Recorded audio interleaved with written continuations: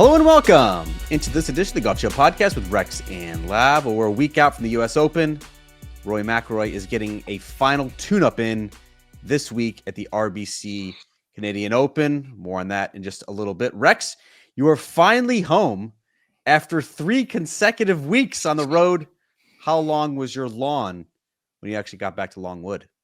Still really long, still really gross. That's my next thing on my to-do list when we get done with this podcast. I think we addressed this when I packed for that particular trip, which turned into 3 consecutive weeks, a little over 3 weeks, actually. I forgot my pants.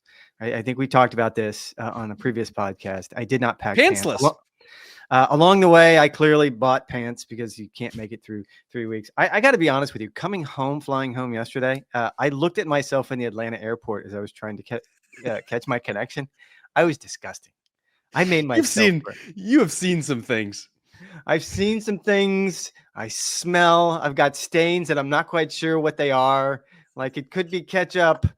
Could be coffee. I don't know what this is. Like I don't have anything clean anymore. And I ran up quite the dry cleaning bill, Fred, just so you know, those 2 are coming your way. Actually 2 dry cleaning bills, but it's just disgusting. Like I'm looking at the person sitting next to me like, God, this person, like as soon as they sat down, I could just imagine them rolling their eyes like, why do I have to sit next to the homeless person? Someone said in a Instagram comment that Rex Haggard is the Ben Shapiro of golf. I'm sure that was just an autocorrect mistake, but based on your last 3 weeks, certainly apropos. Before we get to Rory, and I think there's a lot to get to with that conversation, Luke Clanton also making his debut as a PGA Tour full-fledged member this week in Canada as well. You and I were both part of Golf Channel's Golf's Longest Day programming on Monday. You were in Ohio. I was in Georgia. How was your Springfield site? Not as good as yours. You crushed it. Now you were so happy. You caught an earlier flight. You didn't have a playoff. You were so happy. You just skated in and skated out. And every time I got the text from you on the chain that we were on, I would just seethe more in jealousy. I think I might have said something mean about Zach Blair once or twice. We had a 4-hole playoff that went pretty much till dark. We didn't have any delays. I did like the finish. I would have nothing against Zach Blair. And I certainly hope the first alternate is John Peterson. And it's that John Peterson. The funniest part about Monday for me is we did an early report right out of the gates where we kind of whip around the horn. You had some issues and you look like you were locked in a library. And then we had a midday hit. And so for the midday hit, I was trying to find whatever was relevant. Like at that point, you're trying to find someone on the leaderboard. And the leader at that point in time was an amateur by the name of John Peterson.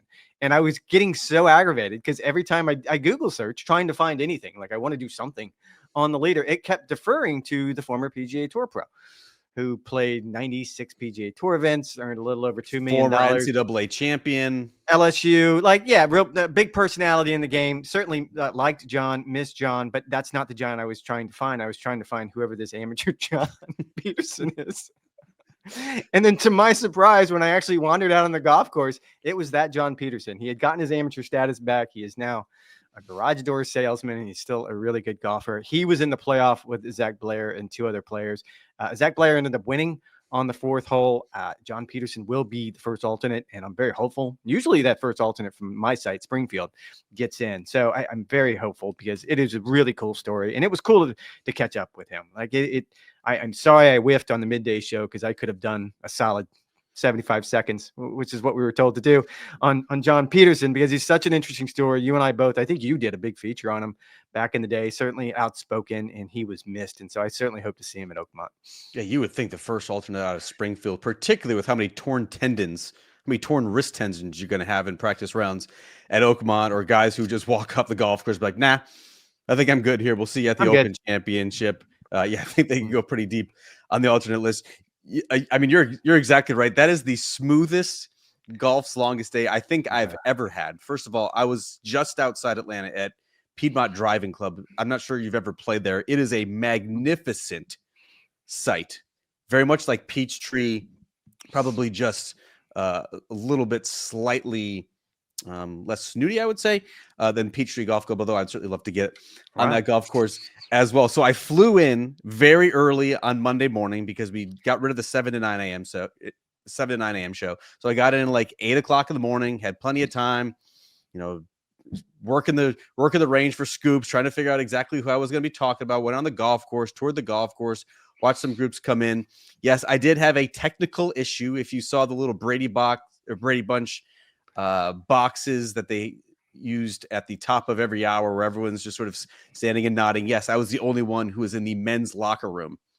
We had a live view issue. That's how we transmit all of our live broadcasts. Ended up getting resolved for the midday show, so it was not a huge issue. But no playoff. Will Chandler, a PGA Tour player out of Georgia, #GoDogs. He made a birdie on his last hole to save us from what would have been a 3-for-1 playoff. And so it was clean. There was 5 guys. It took me, I think, the fewest takes ever in order to knock out my wrap at the end of the day. I mean, I was feeling so good. Not me. And I think the only thing that I was disappointed about is, look, we're all competitive people. I'm selfish. I'm a little bit greedy. Like I want to have the best story. You know, we always joke about like who can get the guys to cry. You know, I want to have the viral clip. I was this close on 2 fronts. So I was was this I. close. So yeah, was so I. close, man. But I think when you get to your Springfield site, certainly because it's so PGA Tour dominated, certainly in the Georgia qualifier, like I feel like we just miss out on some of these offbeat stories. Like for my site in particular, the Southeast is such a hotbed for golf that it's a lot of SEC college kids who are, you know, going to be future PGA Tour players.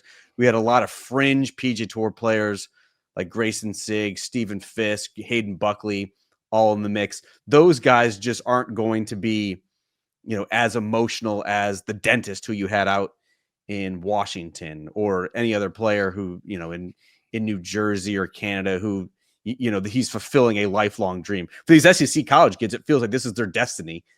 And this is their fate that they're going to be playing in U.S. Opens. For a PGA Tour fringe player, like, yeah, it seems like the next logical step in their career. We just didn't get any of those, even though we almost still got some guys to cry. And the guy who was medalist at my site, it's a former college player. I believe he played at Indiana. His name was Grant Hafner. Really interesting dude. He would have taken Great medalist hat. honors. Huh? Great hat. Great hat.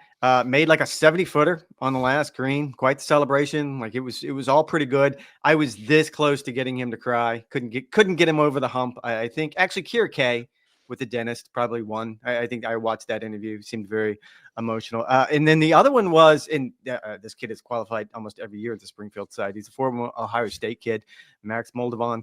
And it was funny because 2 years ago he lost in a playoff and in darkness. And he was going to be the first alternate. And I was confident then, just as I was confident on Monday, that John Peterson will probably get in. I didn't tell Max that before the interview because I was trying to like, oh, this must just kill you that you're not getting in the Open. Is that it? And so this time around, Max was a little bit more relaxed. He was still emotional. Cool stories, you're right. But my site, certainly Todd Lewis's site in Columbus, your site, the hotbed in the Southeast. Yeah, those are gravitated towards more sort of aspiring professionals, guys who are just trying to break through. Yeah, the better stories, I tend to agree with you. They come from New Jersey. They come from Canada. Certainly what happened in Washington was really cool. I want to say, since this is a podcast on Golf Channel, we tend to be pretty diehard. Keep an eye out for this kid named Mason Howell.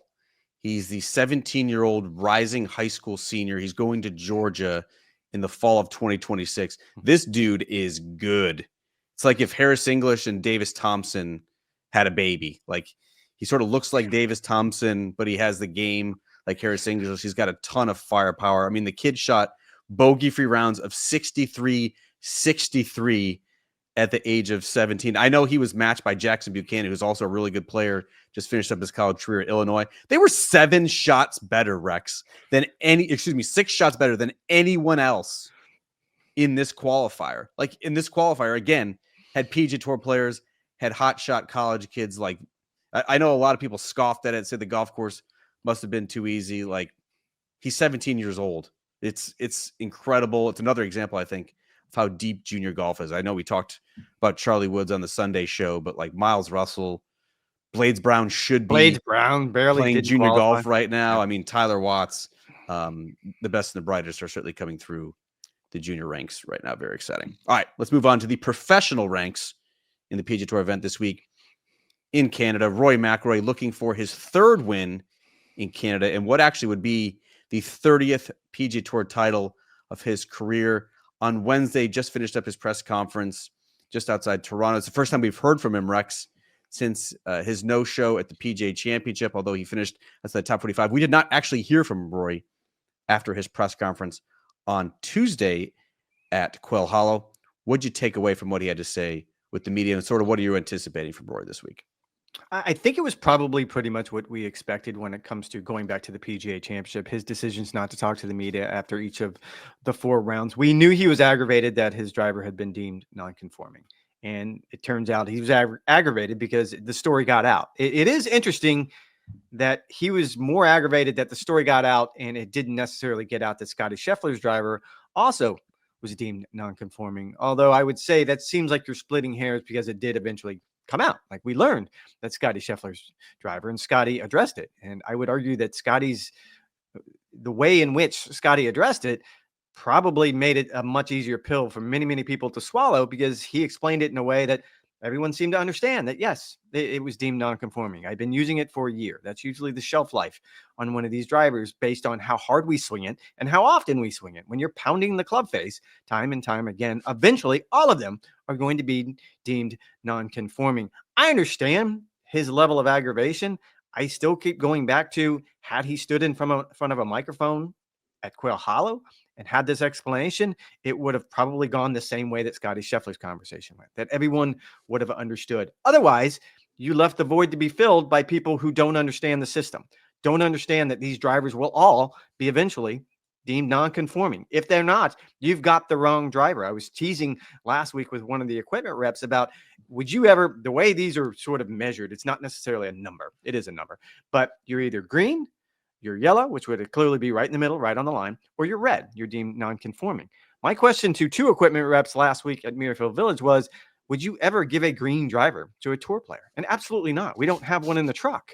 Like, there would be no reason to do that, because he'd hit it once, he'd look at the numbers and be like, no, thanks. That's not the one I want at all. They have no interest in giving up distance. That's not on anyone's dance card. And so I get that. There were some other reasons why he chose not to talk to the media. Again, I'm not going to go down this avenue that they have to. I just think it was disappointing. Yeah, when it comes to the driver stuff, Rory said that he knew that Scotty's driver had failed on Monday, and that he didn't feel like it was his responsibility to offer that information, which I think is probably correct. Rory was pissed off, to use his words, because he said that this was supposed to be a confidential testing, and it got leaked by 2 separate media members without his knowledge prior. And so Rory was annoyed at that process, and he said he didn't want to go in front of the media then after his second round, which is when it leaked, and say something that he regretted, whether he was, needing to protect Scotty Scheffler and his failed driver test, needing to protect TaylorMade, needing to protect the USGA, PGA of America, whoever it was going to be. He just didn't want to have to face the music at that point in the mindset that he was having. So I totally understand that. Would he have been better off explaining that probably a day later? Yeah. I think on Saturday, it would have made a lot of sense. Rory's rationale for why he did not talk to the media sort of had to do with just logistics, where on Thursday, he didn't play well. He wanted to go practice. On Friday, the driver issue came out. He also finished late. He said he wanted to get home before Poppy went to bed. On Saturday, that was the day, remember, he was supposed to be one of the first groups off, ended up going off the backside, one of the last groups off, said it was just a long day. He was tired and wanted to go back to his house. And on Sunday, he was out of contention at the PGA Championship. Looks like his rival, Scotty Scheffler, was going to win another major championship and just wanted to get home to South Florida. This does bring up, Rex, I think, the possibility of a larger conversation of what does a professional golfer owe the media. It's something that we've been talking about for the last couple of months, thanks to Colin Morikawa when he stiff-armed the media after Bay Hill. Rory said that from a responsibility standpoint, he understands that, but he believes that it should be a two-way street, and that if PGA Tour players wanted to, they could completely bypass any and all media that were there on site to cover it and just go onto their phones and record a 90-second video to talk about their rounds, talk about anything that else that happened, posted on Instagram or Twitter, and off they went. And that would be sort of their connecting with the fans. That, of course, is the point of our job, is it not? We're supposed to be the liaison, the proxy between PGA Tour players and golf fans in general. So in his opinion, there needs to be a two-way street of understanding where sometimes these guys don't want to talk after a round, while also understanding it's an obligation. Sponsors have the sponsors are anticipating that they're going to be in front of their signage and talking to the media that are ensemble as well, and also the fans. Until there is something concrete, until there is something mandatory in the PGA Tour regulations, Roy said this is just going to be the way of life on the PGA Tour and the media who cover it. And let's be clear, and I think you kind of read into this, so I do want to unpack this a little bit. The way I understood your explanation following Quail Hollow, you felt as if Rory was sending a message that maybe we should consider some sort of policy, correct? Yes, correct.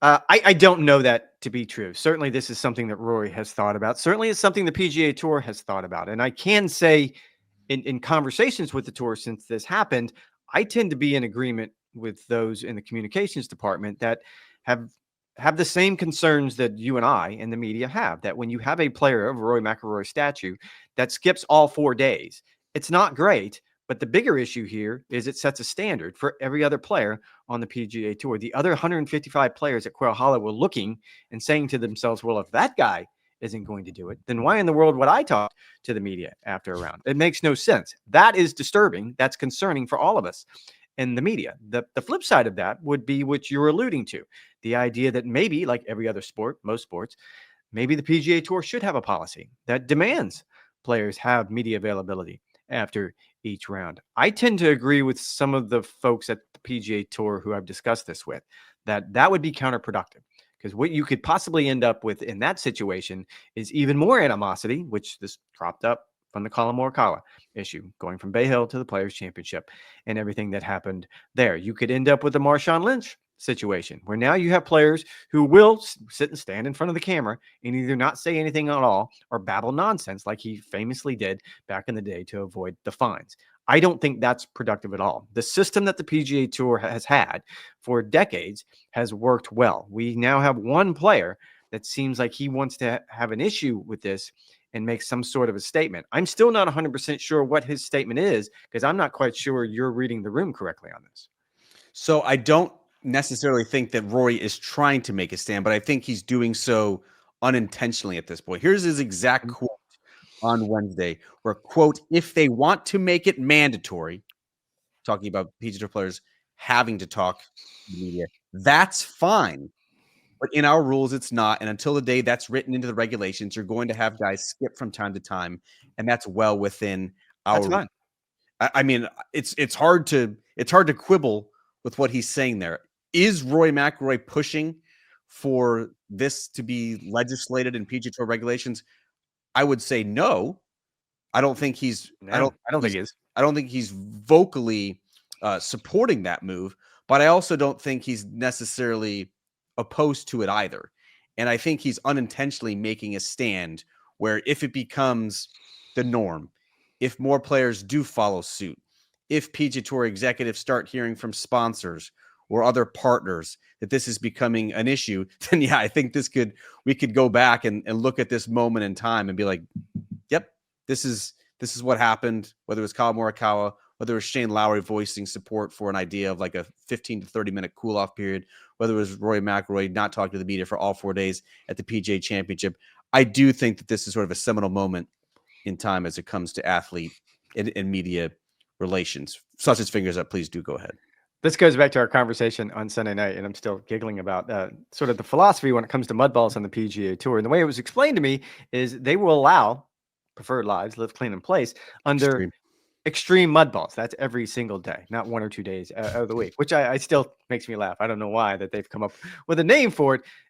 It applies to this situation as well. In Rory's parlance, it would be extreme avoidance versus not extreme avoidance. So if you avoid the media once or twice over the course of the week, that's fine.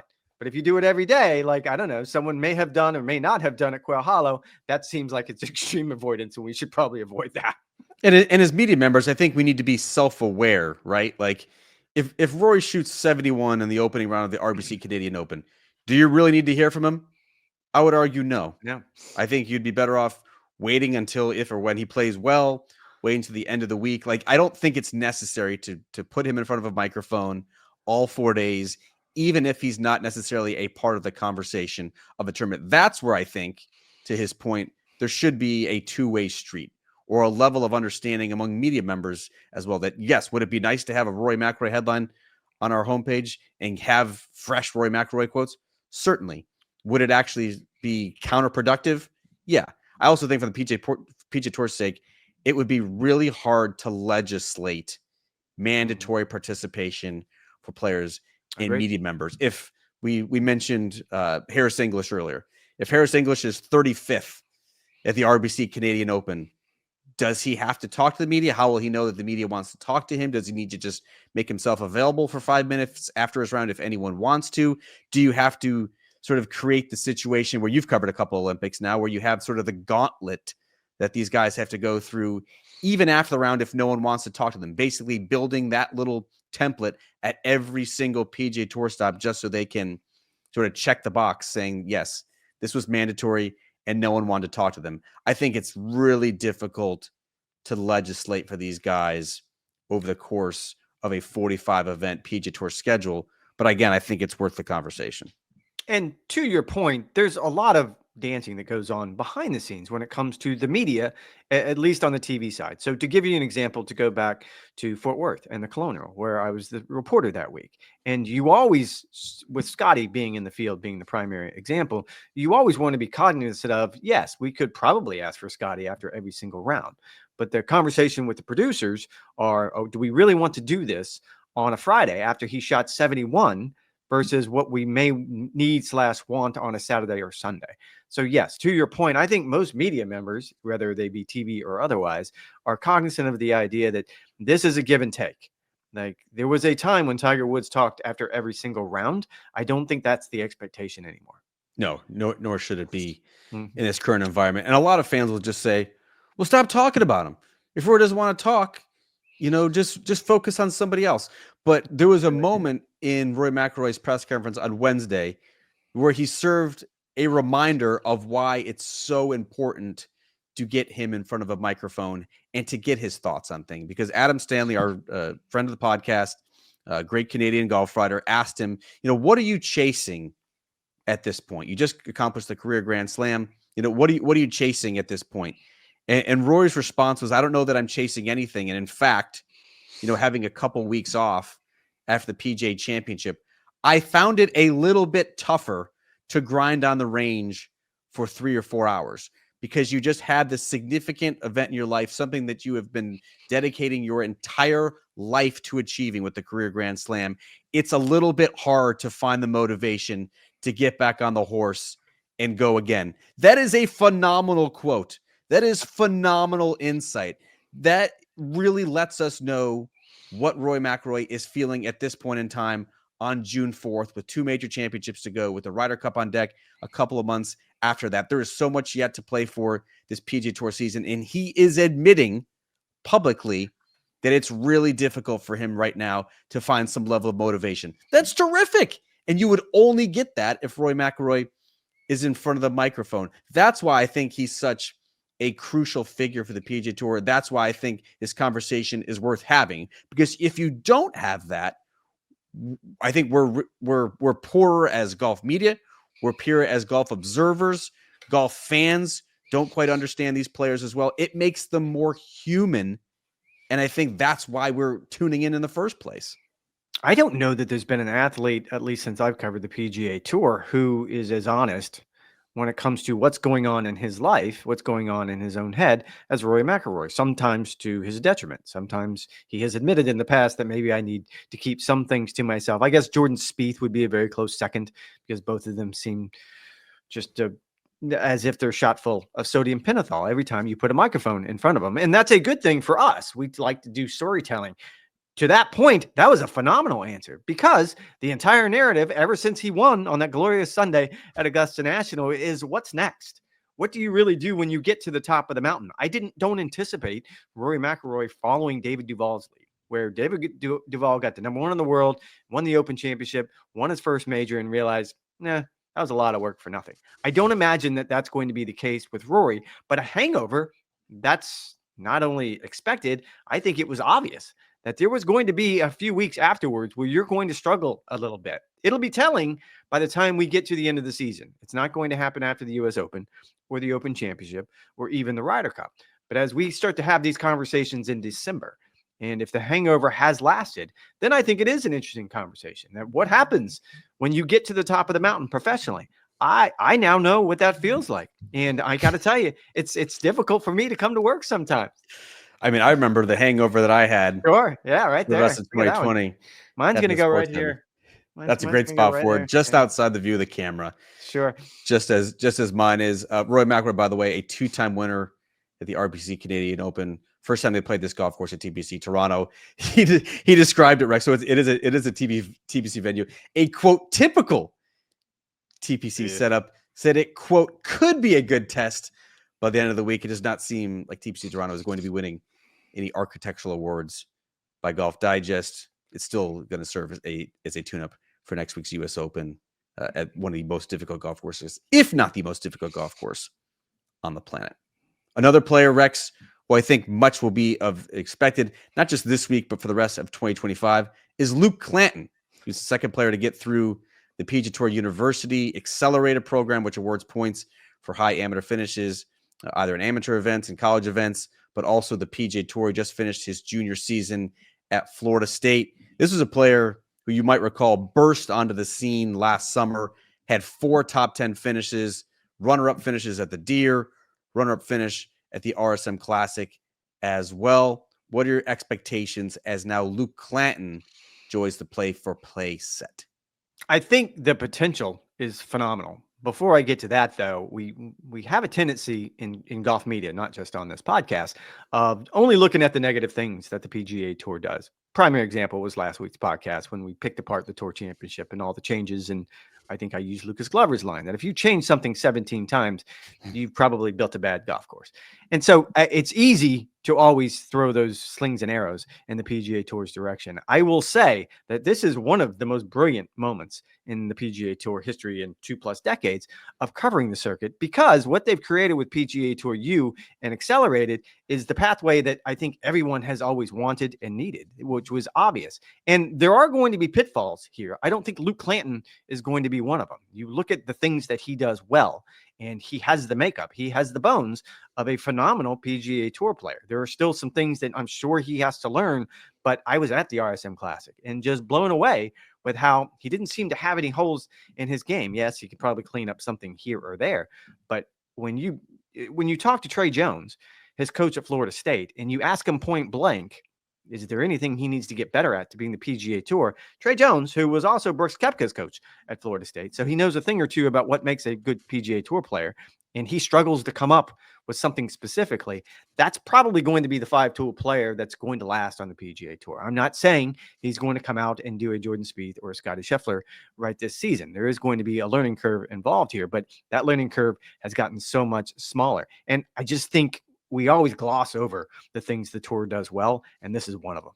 And a lot of people keep pointing to the fact that Live Golf came around and all of a sudden they could, and they have in some instances poached some they of this young talent that could have been. Yeah, we're going to get to Jose Ballester, the 2024 U.S. Amateur Champion, played the Masters, just snagged him for Sergio Garcia's Fireballs squad. But this had been in the works. PGA Tour University had long before. It was actually announced and implemented before Live Golf came around as well. So I do think that's important to point out as well. As it relates to Luke Clanton, Luke Clanton, David Ford, Gordon Sargent, who was the first player to advance to this accelerated program, they all have status now on the PGA Tour through the end of the 2026 season.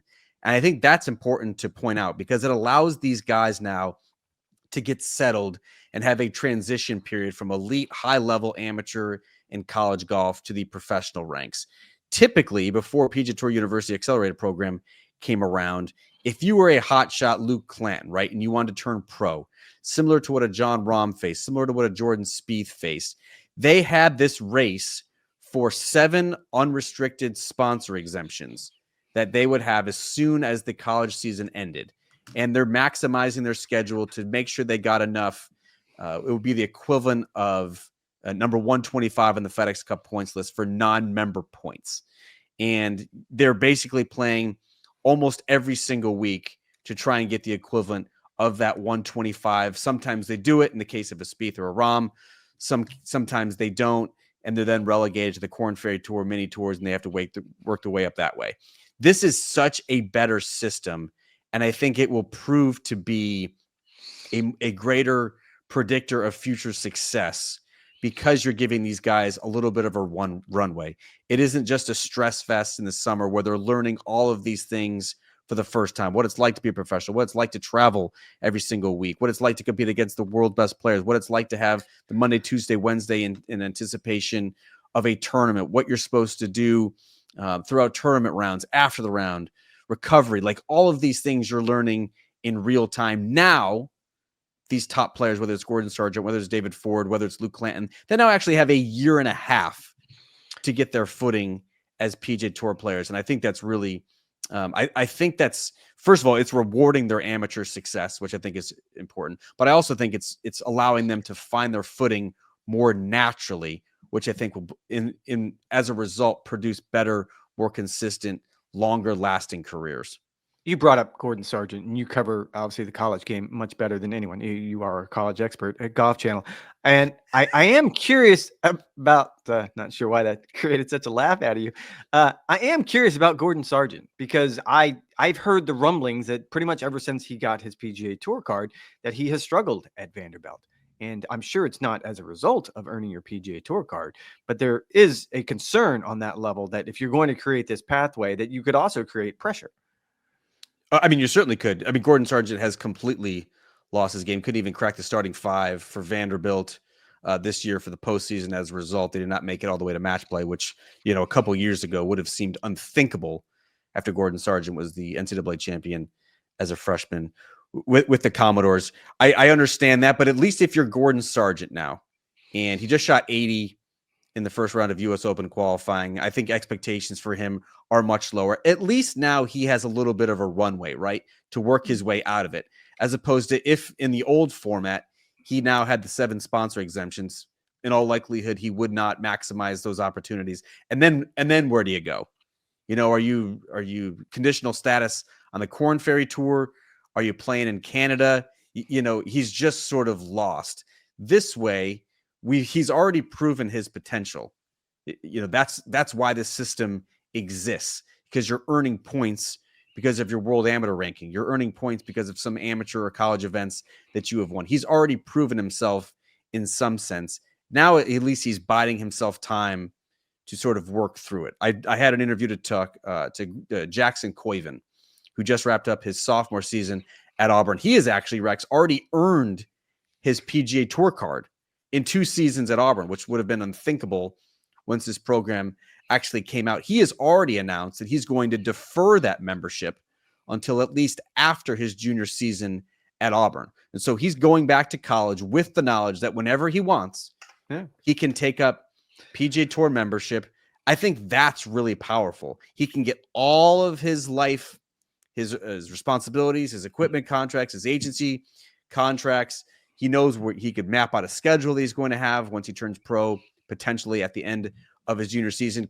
I think you look at that conversely to what's happened with Nick Dunlap and the amount of conversations we've had about Nick Dunlap after the whirlwind Amex win that he had in 2024, his life changing in an instant, overnight. Which pathway is more preferable? I would argue it's Jackson Koivin's. Will it be more successful? We're going to have to wait 5 or 10 years to find out. But I think that is a better way to start your PGA Tour career and to potentially have a longer lasting PGA Tour career than everything happening in spur of the moment, being really stressed and trying to maximize those few opportunities when they come. in the hierarchy of hot takes, and you and I both are guilty of having bad hot takes on numerous occasions, I still don't know where my take on Nick Dunlap and your take in the heat of the moment. It was Sunday night at the American Express after he had won. I was in the desert, so I was covering the event, and I understood where you were coming from. You did not. Actually, you didn't go to the mat with the idea that maybe he should just go back to Alabama, but you suggested it, and I thought it was ridiculous because of what he had just given himself the opportunity to do. It was a once in a lifetime opportunity. This was just not a normal win out of nowhere. This is in the height of this is the first signature event season. And now suddenly he went from 0 to qualified for every signature event. It was an opportunity that I felt like you simply cannot pass up. Whether or not, if he's ready or not, you're never going to get this opportunity again. So take advantage of it. Now, with hindsight, he struggled mightily. The rest of the year, he ended up winning for the second time later that season in the fall. And so I think there is some justification there, but it is an interesting conversation. I mean, realistically, logistically, of course, he was going to have to take up membership. The perks are too good. I sort of equate it to other sports where you look at like a Cooper Flag, right, who had this incredible season at Duke. He knows he is going to be the number 1 pick in the NBA draft. He plays out his college season through the end of March. He doesn't have to play pro ball, Rex, at least for games that count, that matter, until what, October? And so he basically has a 6-month runway to get his life in order, to understand what it's like to be a professional before he actually hits the ground running. If you're a Nick Dunlap or a PGA Tour player, it's a rare instance, but his life changed overnight, and all of a sudden he had to become a professional. All of a sudden, after the NCAA championship, these other hotshot college players now have to learn how to be a PGA Tour player. There is no grace period in pro golf as there is in a basketball or a baseball, just because of how the seasons work. That is why I think it would have been beneficial for Nick Dunlap. Obviously, he's a 2-time winner on the PGA Tour. I know he's going through a rough patch right now with the driver yips. I'm sure the talent will overcome, and he'll be fine. He has the runway to do so with the 2-year exemption. However, I just think it's an interesting conversation, and it's just further proof of how different professional golf is than a lot of other sports. All right, that is going to do it for this edition of the Golf Channel podcast with Rex and Lath. That is my name. Rex and I'll be back on Sunday night, not for a full 52-minute edition that is made for linear television. We're getting bumped for like PGA Tour and PGA Tour Champions highlights in the morning. And then our buddy Gary Williams and 5 Clubs will have a 2-hour show live from Oakmont, leading into live from the U.S. Open, which you and I will both be on Monday at the U.S. Open. But fear not, Rex and I will be still back on Sunday night to do a recap of the RBC Canadian Open, look ahead to the U.S. Open, and whatever else comes up. It'll just be live on YouTube. All right. In the meantime, you guys are the drill. NBCsports.com/golf for all the latest news, notes, and updates. Thanks for listening. Thanks for the support. We'll talk to you guys on Sunday night. Golf Channel's college expert just cutting it up.